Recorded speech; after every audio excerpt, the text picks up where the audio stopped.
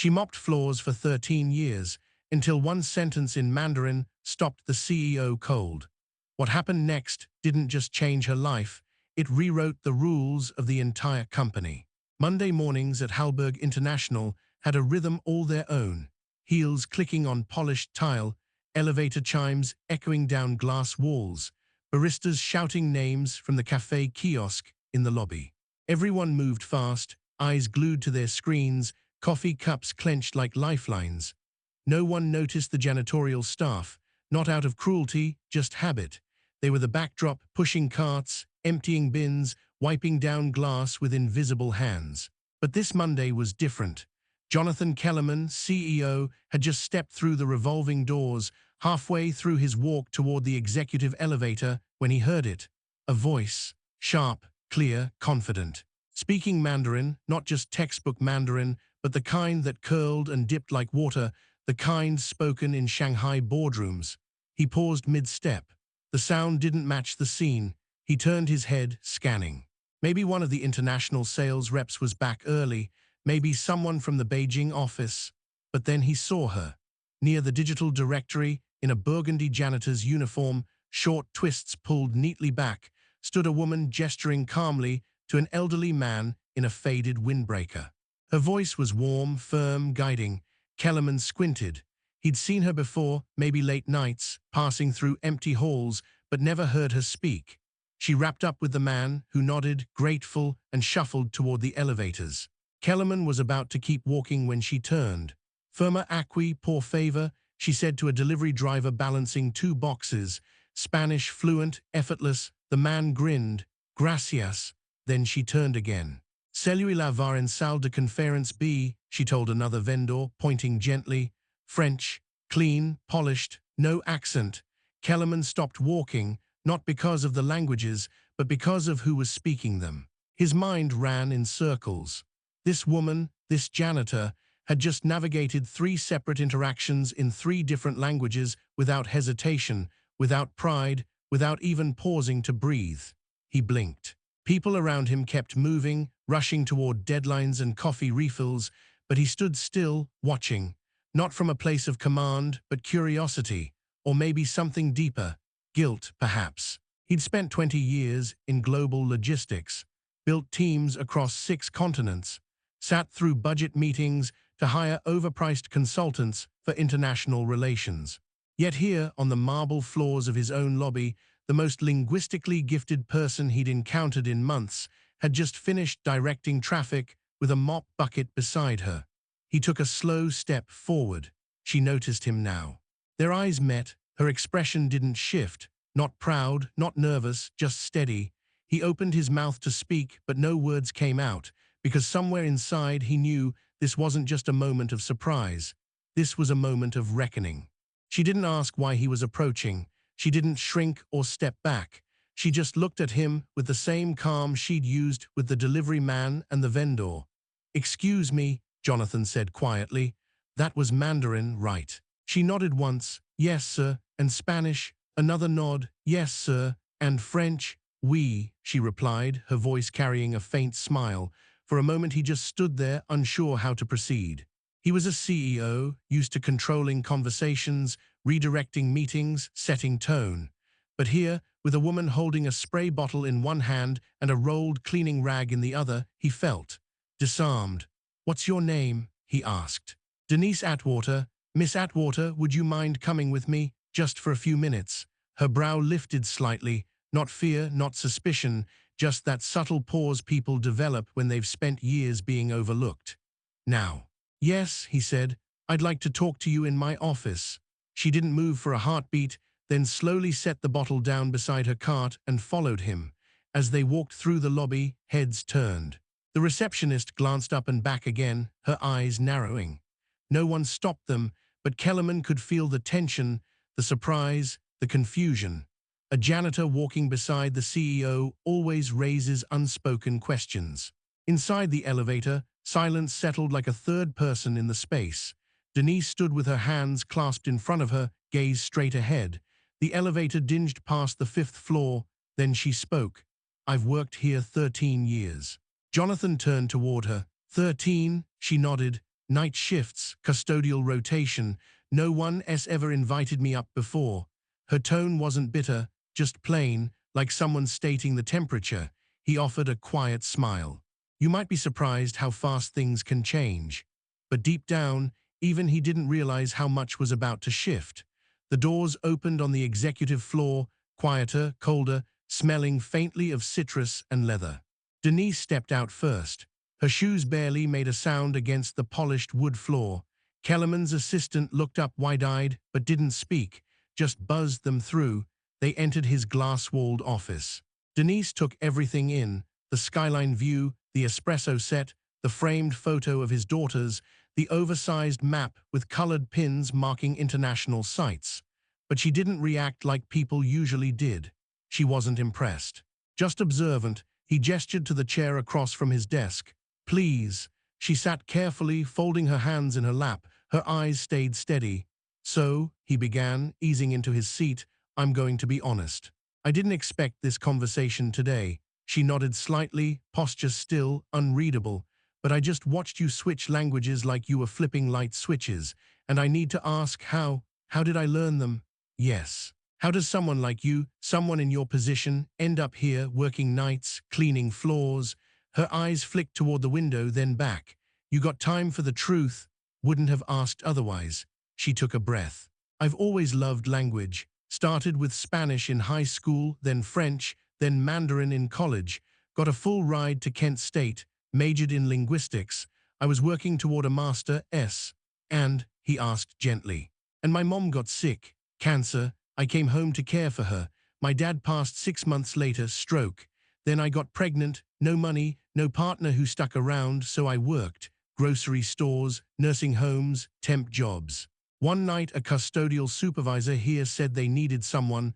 Hours worked. I took it. Jonathan didn't interrupt. He just listened. But I never stopped learning, she said. I borrowed textbooks, used language apps, read newspapers in 5 tongues just to stay sharp. It's the one thing I kept for myself. He leaned forward slightly. So, Mandarin, Spanish, French, Portuguese, German, Arabic, Italian, Swahili, she said quietly, and I read Latin, but I don't count that. He blinked. 9 languages? Yes, sir. No pride, no exaggeration. Just truth. Where did you study all that? He asked. She looked at him, eyes steady. At home, after work, in quiet places where nobody notices. And in that moment, Jonathan Kellerman realized something that stuck with him. Denise Atwater wasn't hiding brilliance. She just stopped expecting anyone to look for it. The morning sun spilled through the tall glass window, casting quiet shadows across the polished floor. Outside, the city moved as usual. Buses groaned past corners, horns bled through traffic, and lives unfolded in a rhythm no one questioned. But inside that office, time slowed. Denise sat across from Jonathan Kellerman, hands still gently folded in her lap. She hadn't fidgeted once. She wasn't nervous. She wasn't proud. She was simply present. He studied her for a moment, trying to make sense of what he was seeing. A janitor, a linguist, a mystery that had somehow been mopping his floors unnoticed for over a decade. So, he said quietly, you mentioned college. Kent State, she replied. I got in on a full academic ride, majored in linguistics, started Mandarin my 2nd semester. What happened? She paused, eyes drifting toward the skyline for a breath, then back.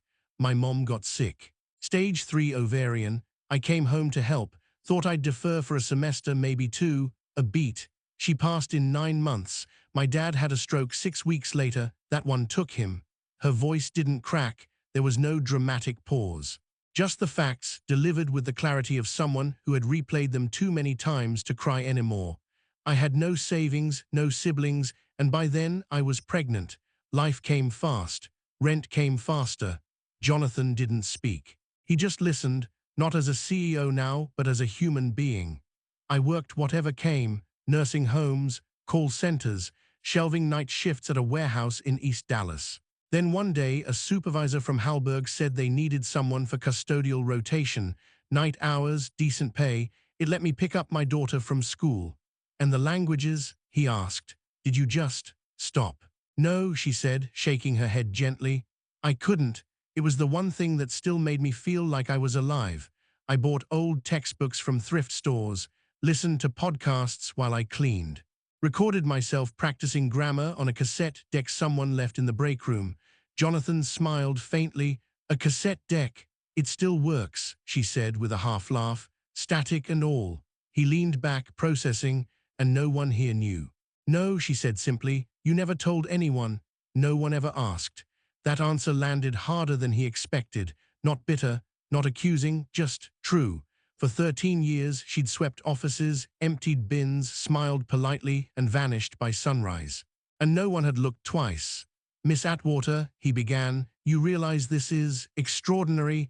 It's just what happened, she replied. I don't expect applause.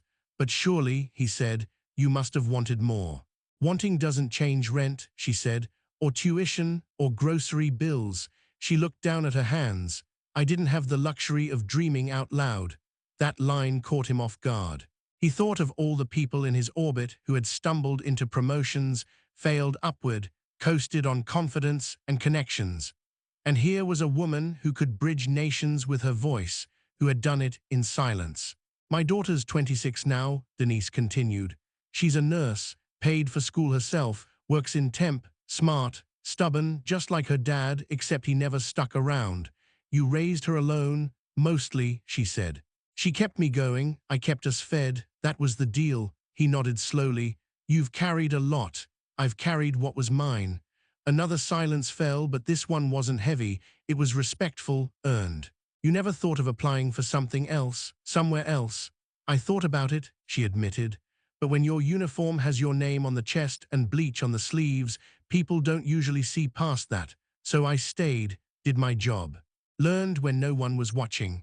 Jonathan looked at her, really looked, and for the first time in a long while, he didn't see a resume or a role. He saw resilience, precision, heart. A story so quietly lived it had almost vanished in plain sight. Denise sat a little straighter, not to impress him, just because she could. And somewhere deep in the stillness of that office, something shifted, not in her, in him. At 3:42 p.m., Jonathan Kellerman was staring at the blinking cursor on his screen when his assistant's voice crackled through the intercom. Sir, the Sao Paulo team is here. There's a problem. He didn't like those last two words. What kind of problem? Their translator cancelled, family emergency, no backup. Jonathan sighed, already imagining the awkward silences, the broken English, the post-meeting apologies. Then he looked at the clock, 3 minutes to start. He stood up slowly, thoughts racing, and one name surfaced, Denise. He took the elevator down without telling anyone. She was in the supply room restocking microfiber cloths. When she saw him, her eyebrows lifted. Mr. Kellerman, I need a favor, he said. Portuguese, she blinked. Yes, what's going on? Meeting with the Brazil office. It starts now. Can you do it? Do I have a choice? Not a good one, he said, but if you're not comfortable. I didn't say that, she interrupted. She wiped her hands, grabbed a notepad from the shelf, and followed him. On the walk up, he noticed her breathing slow, measured. Not nervous, focused. But when they reached conference room 4C, she paused just outside the glass door. Inside, 4 executives in dark suits sat stiffly around the table, scrolling their phones, whispering. One of them glanced up and muttered something in Portuguese. Kellerman caught the word piada. Joke. Denise heard it too. She turned to him. You still want me in there? He nodded. Only if you're ready. She didn't answer. She just opened the door. The room fell silent. Jonathan introduced her briefly, but the expressions didn't change. Tight smiles, polite nods, clear doubt. Then Denise spoke, in Portuguese, not just words, rhythm, tone, nuance. She greeted them formally, welcomed them to Halberg, acknowledged the scheduling mix-up, and then she made a joke. Something light, local. It took half a second. Then one of the executives barked a laugh. Another leaned back, grinning. Shoulders dropped. Phones went face down. The room changed. Jonathan watched as Denise walked between languages like stepping stones, guiding conversation, translating technical terms, even smoothing over a vendor disagreement with a joke about Sao Paulo traffic. At one point, one of the Brazilians began speaking too fast for even his own colleagues. Denise didn't flinch. She repeated the sentence in English without missing a beat. By the end of the meeting, they were laughing. engaged, present. One of the executives turned to Jonathan and said in clear, deliberate English, "She's better than anyone we've worked with this year." Then, more softly, he asked, "Where did you find her?" Jonathan didn't answer at first. He glanced at Denise, who was collecting empty cups on a tray, quiet as ever. "Right here," he finally said. As the guests filed out, one of them shook Denise's hand. Another clapped her shoulder. Kellerman waited until the door closed before speaking. "You okay?" She looked up, shrugged. "They were nice. You were better than nice. Just did what I know." He smiled. "That's what I'm counting on." Denise turned to leave, but he stopped her. "Seriously, where did you learn Portuguese like that?" She hesitated. "I used to borrow a security guard's old CDs, language series from the early 2000s. Listened every night on my way home." "That's it. And I talk to myself a lot," she said. Then, almost under her breath, "Nobody else was listening." Jonathan didn't reply because he didn't need to. The meeting had answered more questions than he'd thought to ask. And Denise, she had just changed the temperature of an entire company, without a title, without permission, without waiting to be invited. The next morning, Denise's badge beeped at a time it never had before. She wasn't on shift. She wasn't scheduled, but Jonathan had asked her to come in early. She stood at the lobby entrance, unsure if she should walk through in uniform or change first. In the end, she didn't change. Let them look. The elevator ride was quiet. The same polished walls, same floor numbers lighting up, but it felt different now, like she was walking into a room she wasn't entirely sure belonged to her. Kellerman was already waiting near the window when she arrived, a black mug in his hand, coffee, no cream. He didn't turn right away. "Come in," he said. She stepped inside. "Have a seat." She did. He looked at her for a long second, then set his mug down. "I've been thinking," he said, "about yesterday, about you." She waited. "This company does business in 34 countries," he continued. "We have contracts in 9 languages, legal teams in 5 time zones. But yesterday, one person managed to do what we've paid consultants thousands to get wrong." "It was just a meeting," Denise said softly. "It wasn't," he replied. "You didn't just translate, you connected people, you brought calm to chaos." She said nothing. "I want to offer you a position," he said, "something that doesn't exist yet, but it should." Her posture didn't shift, but something in her eyes did. A quiet flinch. "Cultural liaison," he said. "You'd bridge communication, translate, advise, handle international clients, vendor conflicts, real-time coordination, and eventually help us build something better than what we've had." Silence. Denise stared at the coffee cup on his desk like it held an answer. "Why me?" she asked. Her voice was steady but lower now. "Because I saw what you did, what you've been doing quietly for years." "But I'm not certified," she said. "I don't have a title, I clean floors. You realize what this looks like to people?" "I do," he said, "and I don't care." She didn't blink. "Is this a photo op?" "No," he said. "This isn't PR, this is overdue." She crossed her arms gently. "And if I say no, then I'll respect it," he said, "but I'll regret it." She studied him, the man in the suit, the skyline behind him, the map with pins on the wall. "You ever been overlooked?" she asked. He nodded. "My dad fixed transmissions in a town nobody could find on a map. I got into Wharton on a scholarship. First week, a professor called on everyone but me. Said he didn't think I'd add value to the discussion." Denise looked up. "You remember his name? Every syllable." He smiled. "He retired 3 years ago. I sent him a Christmas card, blank." She laughed softly, then shook her head. "This kind of thing doesn't happen to people like me." "Maybe it should," he said. "Maybe that's the problem." A long pause followed. "I don't know if I can do this," she said. "I've never had a desk job, never worn heels. I don't own a blazer." "We'll figure that out," he said. "You'll have a clothing stipend, support, a team." She raised an eyebrow. "You thought of everything." "I'm trying," he said, "but I can't make you say yes." She exhaled slowly. Looked around the office again, then back at him. "If I do this, I want to keep my uniform." He blinked. "To wear?" "No," she said. "To remind me." He nodded. "Fair. And one more thing," she added. "Don't expect me to fit in." He smiled. "I'd rather you didn't." She extended her hand. He took it. And in that quiet shake, something shifted. Not just a title, not just a role, but a doorway that had always been closed suddenly left ajar. Not because someone made room, but because someone stopped pretending she didn't belong. By Wednesday, the news had spread like wildfire.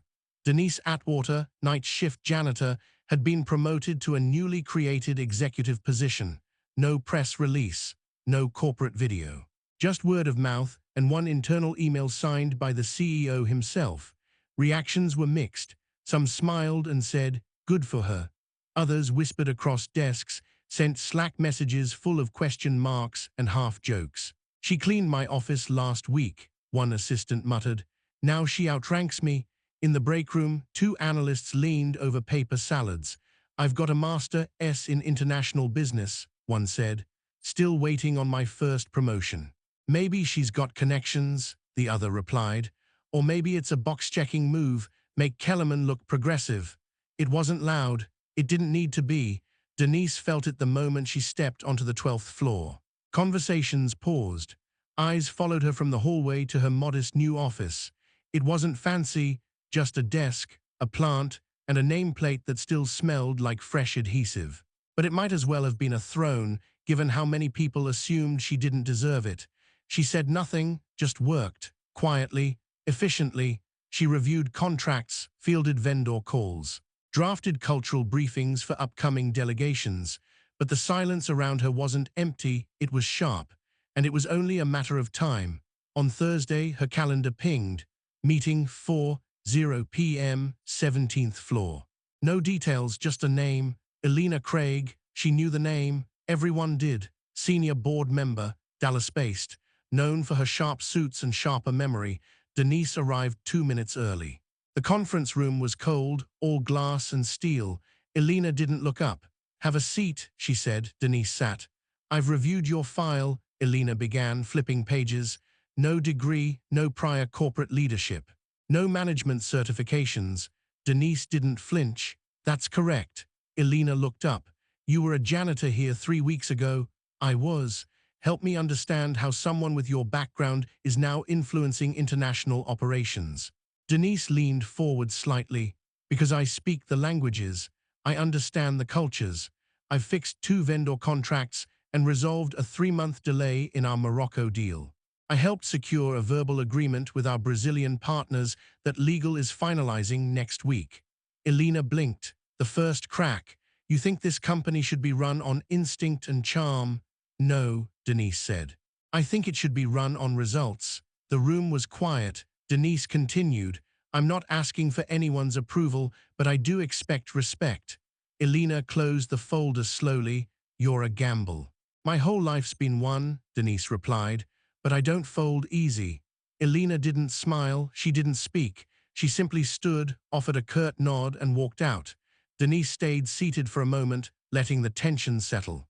Then she stood, smoothed her blazer, and left. No rush, no retreat, just forward. In the hallway, a junior associate passed her and paused. "Ms. Atwater," he said awkwardly, "I saw the Brazil meeting notes. Impressive." She nodded. "Thank you." He moved on. She didn't smile, but her steps felt lighter. Back at her office, she opened the folder on her desk. A German contract, half-translated, full of errors. She reached for a red pen. Outside her door, someone had written 3 words on the whiteboard in clean handwriting. "We see you." No signature, no explanation, but Denise read it twice, then a third time. And for the first time since stepping onto that floor, she allowed herself to believe something dangerous, that maybe she really did belong here. By the end of her second week, Denise had stopped checking to see who was watching. The stares hadn't disappeared, they'd just changed shape. Some were curious, others still skeptical, but more and more, people weren't just watching. They were listening. She had a rhythm now. Mornings started with contract reviews. Midday meant team briefings or cultural prep sessions for visiting clients. And afternoons, those were her favorite. That's when people came, not managers. Not VPs, people like her, quiet ones who'd spent years with their heads down, their names forgotten before lunch. A security guard from the night shift asked her to help him phrase an email in English to apply for a study visa. She didn't hesitate. A cafeteria worker passed her a worn notebook during break. Inside were pages of French vocabulary handwritten in pencil. Denise sat with her and practiced after hours. Interns stopped by her office, not for tasks, but for time. She gave it freely. She didn't hoard her knowledge. She handed it out like water, one word at a time, and soon something took root. It started small. A handwritten note slipped under her door. No name, no context, just 3 words in block letters. "We see you." She read it twice, then pinned it to her wall. Kellerman noticed the shift too. "You've started something," he said over coffee in the break room. "I didn't mean to," she replied. "That's why it's working." He leaned back. "I've been thinking about a development program, internal talent, the invisible kind. People we overlook." She looked up. "You want help building it? I want you to lead it." So she did. They called it Voice Inside, a space for janitors, drivers, mailroom clerks, interns, anyone who had more to offer than their job description allowed. Language classes, mentorship pairings, shadow days with international teams. It wasn't loud, it wasn't flashy, but it was working, a ripple with purpose, the kind you feel long before you see. A month later, Denise stood on a stage in Cincinnati, facing a room full of logistics executives. She wore a soft beige blazer and black flats, no heels. She didn't like pretending to be taller. She began with a simple sentence. "I was never just a janitor," she said. "I was fluent, I was capable, I was ready, but nobody looked long enough to see it." The room didn't move. She let the silence breathe. So next time you walk past someone without a title, ask yourself, what are you really missing? The applause was full. Standing, a young man waited for her afterward, tears at the corners of his eyes. "My mom cleans houses," he said. "She speaks 5 languages. I used to be embarrassed. I'm not anymore." Denise touched his shoulder. "Never be ashamed of where you come from. The only shame is staying blind to brilliance." That night back in her hotel room, she opened her suitcase. Her old janitor badge was still there. She didn't take it for luck. She took it for memory. The next Monday, she returned to Halberg. Routine, but different. People smiled now, said hello, some still whispered, but it no longer mattered. What mattered came later that afternoon. Kellerman knocked gently on her office door. "Come with me," he said. He didn't explain, just walked. She followed. Down the hall, past the HR wing, toward the main training center, the place where new hires were onboarded, where seminars were held, where voices were usually filtered through PowerPoints. But not today. Today, a maintenance crew was hanging a new plaque beside the door. She stopped when she saw it. Brushed steel, clean lettering, the Atwater room, no ceremony, no speech, just that, her name, permanent, visible, the place where others would begin. She stood there for a moment, then stepped closer, not to touch it, just to see it up close. It was real. Later that evening, she sat alone in her office. Outside, the city kept moving. Inside, she opened her drawer, ran her hand across the old uniform folded there, then looked around. Same walls, same map, same desk, but nothing felt small anymore. She didn't change to fit the seat. She made the seat wider. For others, for the ones no one saw, until someone finally did. If you enjoyed this story, let us know in the comments. And don't forget to like, share, and subscribe for more inspiring stories.